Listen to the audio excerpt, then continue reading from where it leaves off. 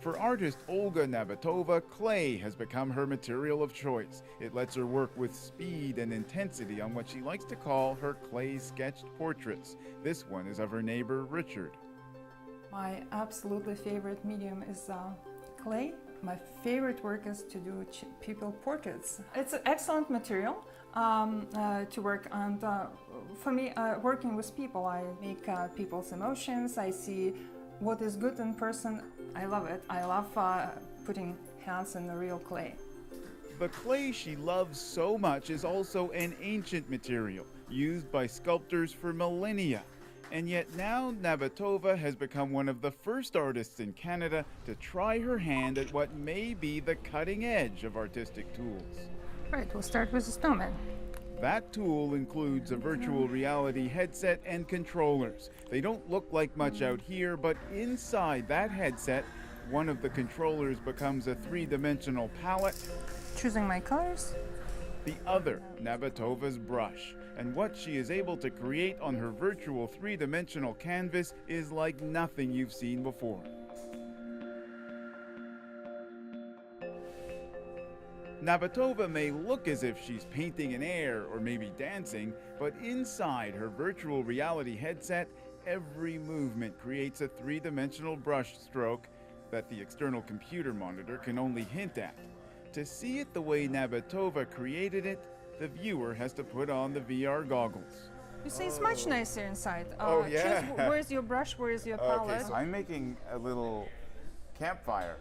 Oh, campfire. Keep him warm, but we don't want him to melt. Poor snowman. Do you think he might melt?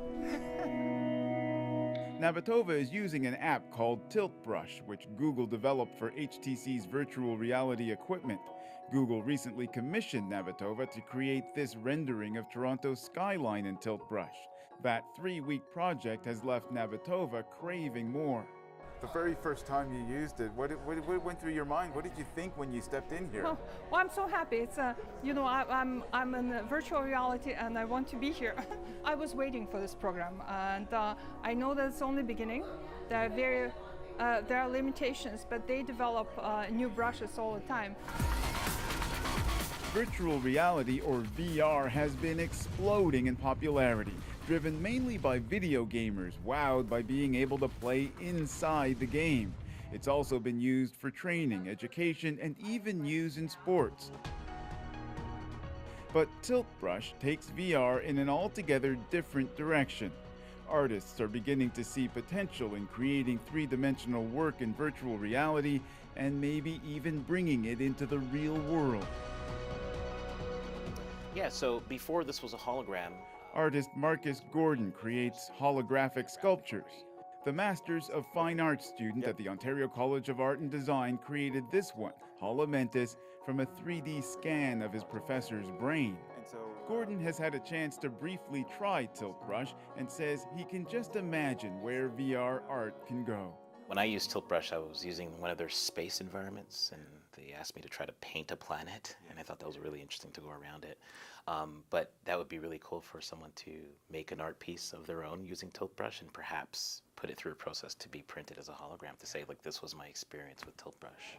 Animator Lauren Kwichanski also revels in the possibilities virtual reality holds for art and design. To be able to be in there with it and to have your hands and have your eyes and have the depth perception and everything, it's just going to be a whole new way of painting things and modeling things and sculpting things. And there should be amazing advancements that we'll see over the next year or two, I think. And now I'm trying to build this bird. To Olga Nabitova, an artist who also happens to have a computer science degree, VR may be new and exciting, but it is just another tool in her jar. It's like anything else. I worked with clay. I worked with plastic, clay. I worked with something that you bake in the oven, like all kind of materials. You get used to, you immediately get used to it's another art supply. An art supply like none before it that may be set to revolutionize the way art is created and enjoyed. Ron Charles, CBC News, Toronto.